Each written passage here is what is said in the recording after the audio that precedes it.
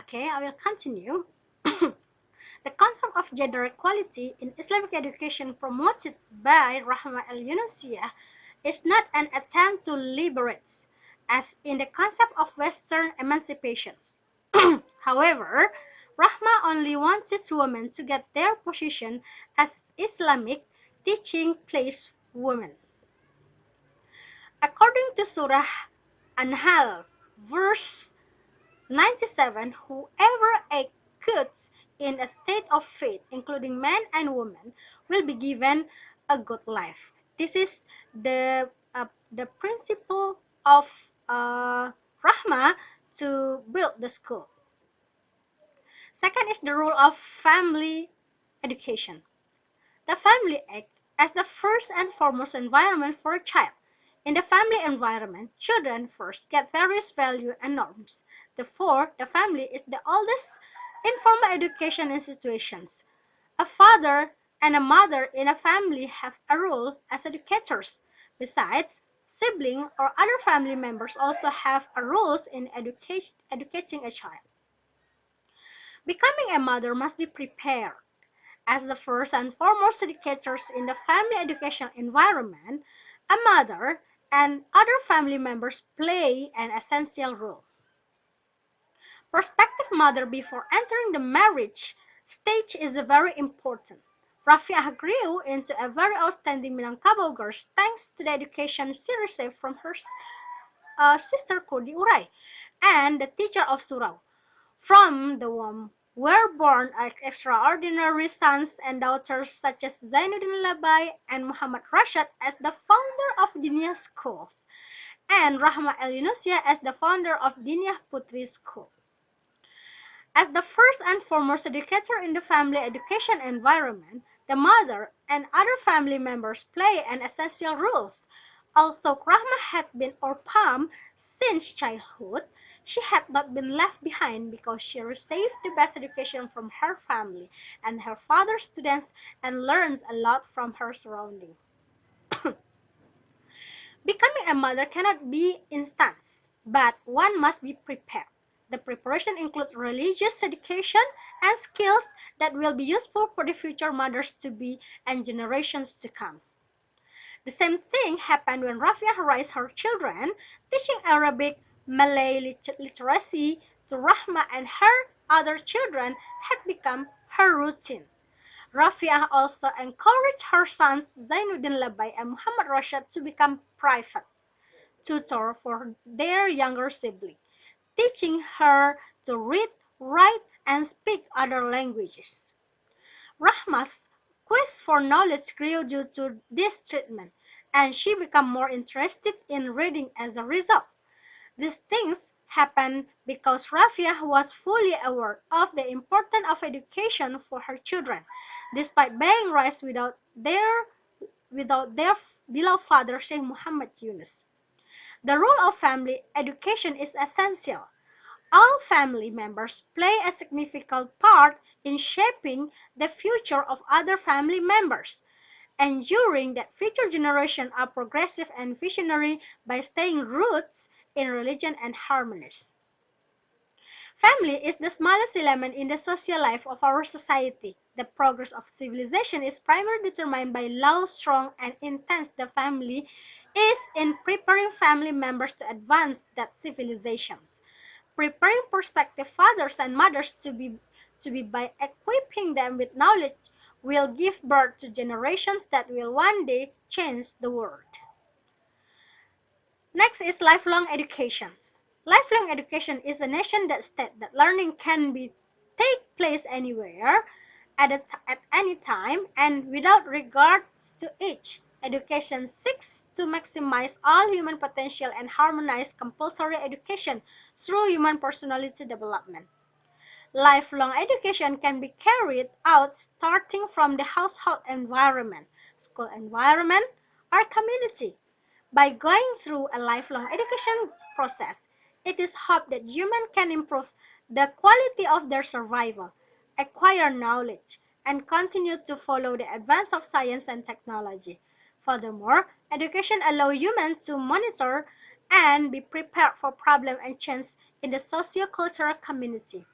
allowing this obstacle to be turned into opportunities simultaneously. The education process experienced by Rahmah al-Yunusiyah illustrates how she gained knowledge, learning in a family environment as the first and foremost educational center source from Rafi'ah, Kudi Urai, Zainuddin Labai, and Muhammad Rashid.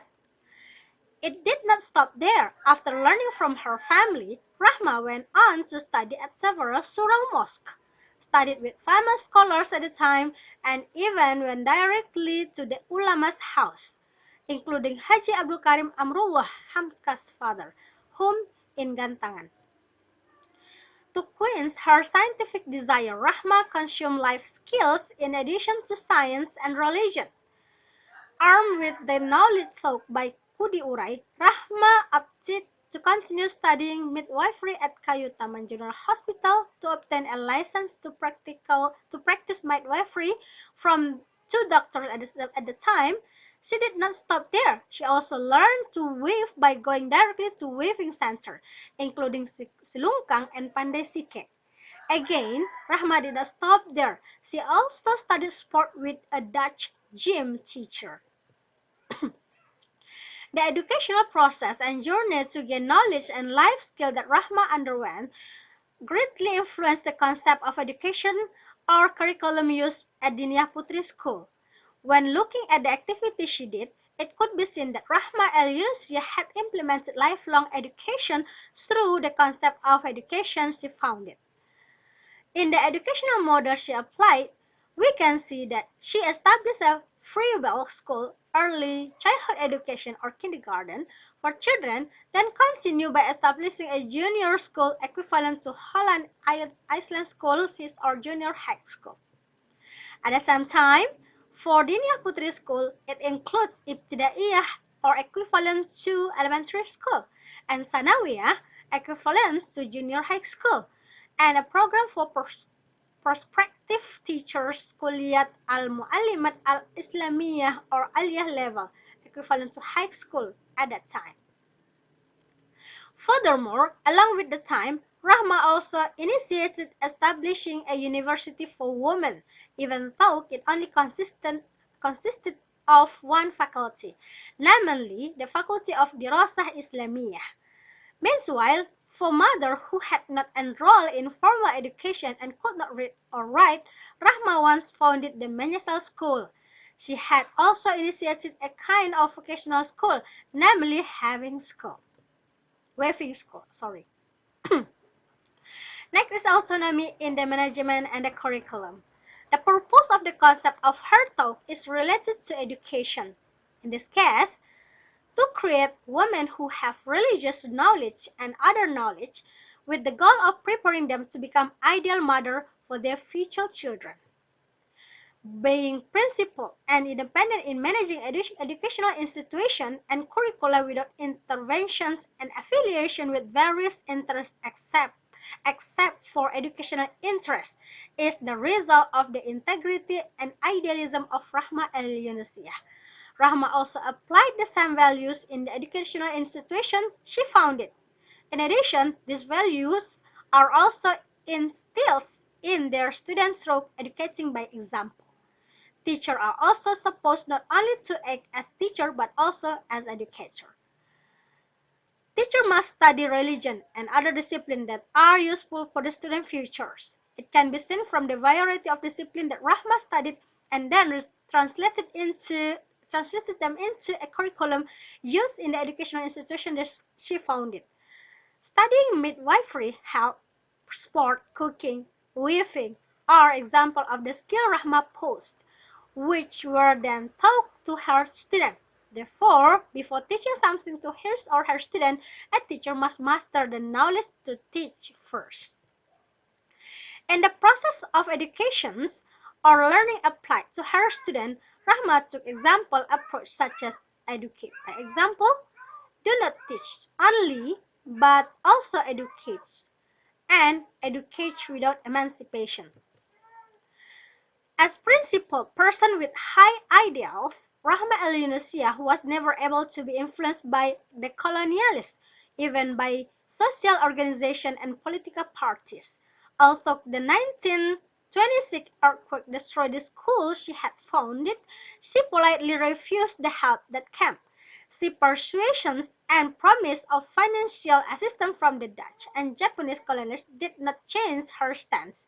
She preferred to go on her safari to raise funds by traveling to the neighboring country, Malaysia, rather than receive funds that might be distinguished as an intervention to her educational institution. When Muhammadiyah offered to make Diniyah School part of a wing organization such as Fatimiyah School, she rejected the offer wisely.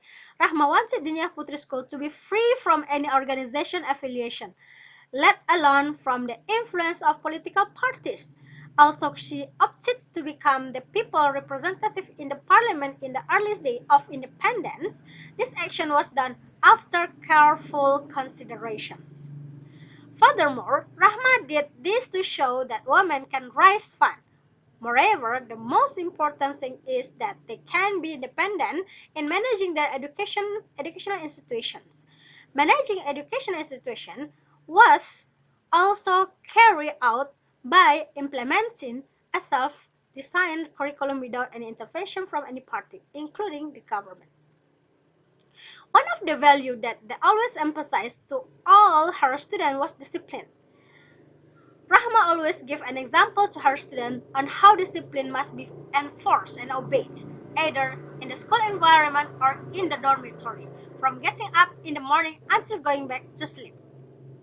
Rahma believed that the teacher does not only have role as a teacher, but also as an educator. Teachers should carry out both function in balance and optimal manners in preparing future generations. As an educator, Rahma wanted to show that educating is not only about teaching theory, but more than that. An educator must educate his or her students to become faithful and pious individuals. When looking at education process, at Adinah Putri School, Rahma implemented an integrated educational system between education obtained from the household, education received at school, and education obtained in the community.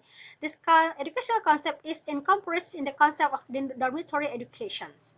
Through this integration system, the theory of science and religion and experience gained will be brought by each female student to be applied and supervised by supervisory teachers or supervisors in the dormitory.